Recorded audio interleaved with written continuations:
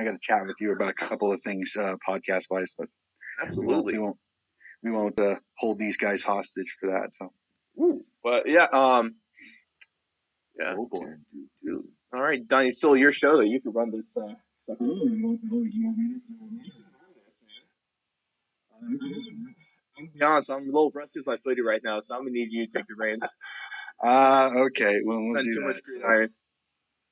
I'm keeping an eye on the gridiron game right now, and it's not looking it's not starting off real good for Michigan right now. They're Really 14 is nothing. good today. Yeah, I didn't think Cincinnati was going to be in that game as much as they were. Good thing Right I'm not now, Georgia fan. Michigan can't move the ball at all. Georgia's defense is literally obliterating them, and I kept saying to everybody, I said there was a recency bias because so many people were like Michigan's gonna give Georgia headaches. I literally told everybody I knew. I said Georgia. I said everybody took that Michigan's offense and Alabama's offense are equal.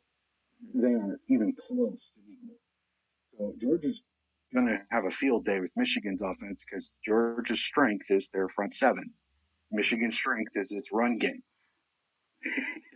Not a good combination when your strength and their strength are even. So it's usually never going to be one dominates another. So it's 14-0 already, Georgia. So Michigan just punted to Georgia too. If Georgia scores here, Michigan's in trouble. And this is what I was worried about, that Michigan would get exposed a little bit in this game against Georgia.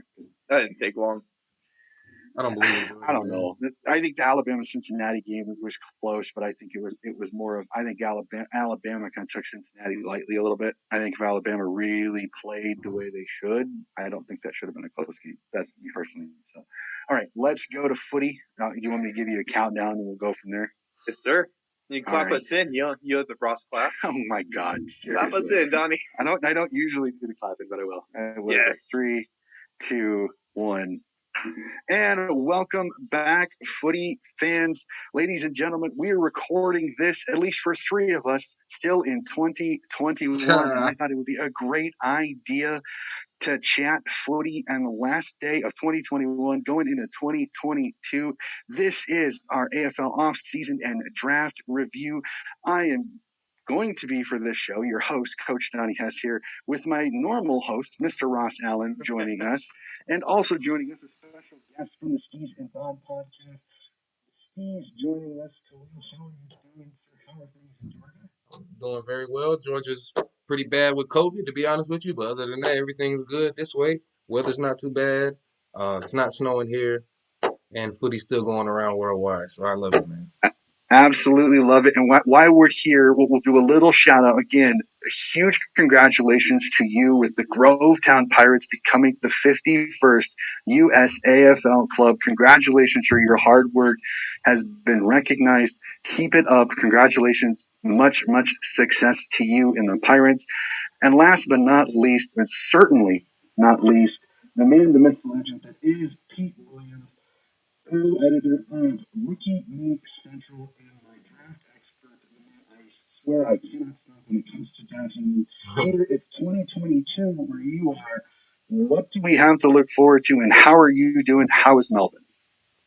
Yeah, thanks for that, Donnie. Yeah, it's only really been 12 hours so far, so can't really definitively say whether 2022 is going to be better, but I kind of go by the theory that it can't be any worse, really. So hopefully it keeps going the way it is, which will be really good. But looking forward to this. You know, the draft was late November, and the players are working their way back to get into pre-season training, and then really kick it off in a couple of months, which will be really, really exciting.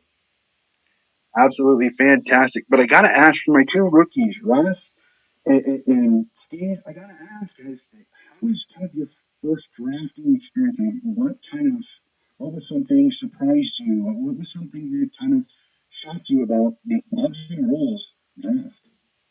You know, I think I just gotta say that I don't understand it still.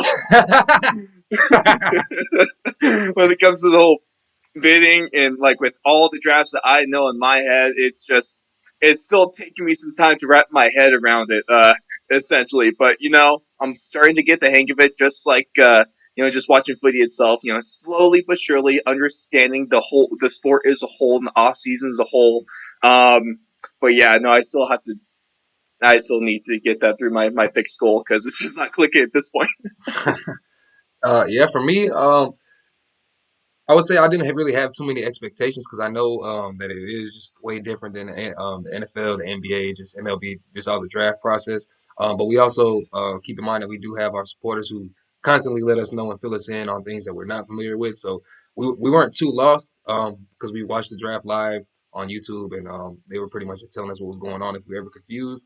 But the thing that definitely it was surprising me was when people were just passing over their picks because it would just happen over and over and over. And I didn't expect that. Nobody really warned me for that at all. And so I'm like waiting for Carlton's pick, and I'm like, okay, Carlton coming up, boom, and they trade him. Like, are they just pass off on him? I'm like, oh, we had somebody we could have got, man. Come on, we're not that good. But Yeah, yeah, I think with the passing thing is that they also have to keep spots open for the rookie right, drafts right, and right. then the supplemental drafts, Mm-hmm. different thing like that. But it's basically if your list is full, then you pass because Right, you right. can't really draft anybody without taking up an extra spot. Am I right on that, Pete?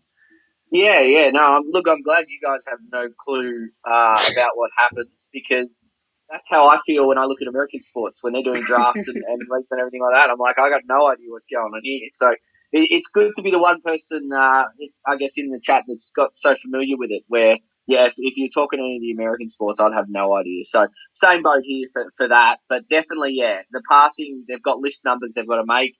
Sometimes if they've got late selections, they might be tossing up between a couple of people, but rather than commit to a 2-year contract, they can ask them to come and train with them, and then after a month or two in the lead up to the season, they can basically select them, and they only have to put them on a 1-year deal. So then it's kind of like they can do for more, but yeah, they can just put them on a 1-year deal, and basically that way they come on, train with them. They've got used to what they're like. They get used to their personalities, whether they're going to be a good fit, whether they're training really well, that kind of thing. So it's just like a non-committal kind of aspect where they've chosen to pass and they're trying to work out which player they want to go with. And also, if they get an injury over the preseason, like if a team's really low on rucks, for example, they may well invite a couple of rucks to come down and then see whether they pick one, or perhaps if there's an injury over the preseason, then they can select the player that they've got training with them based on that position that they can have an immediate fill rather than completely filling their list. And